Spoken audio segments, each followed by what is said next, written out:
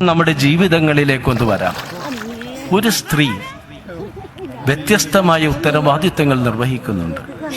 ഭാര്യ എന്ന ഉത്തരവാദിത്വം, ഉമ്മ എന്ന ഉത്തരവാദിത്വം, ഗൃഹനായിക എന്ന ഉത്തരവാദിത്വം.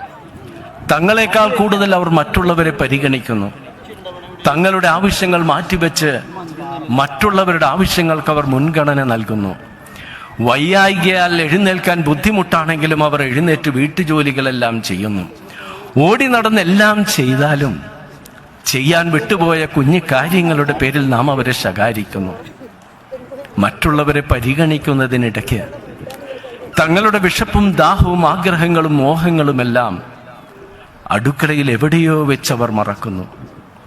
ജീവിച്ചിരിക്കുമ്പോൾ അവർ നമ്മിൽ നിന്ന് കേൾക്കാൻ കൊതിക്കുന്ന വാക്കുകളും സ്നേഹപ്രകടനങ്ങളും ഒന്നും നാം നൽകാറില്ല.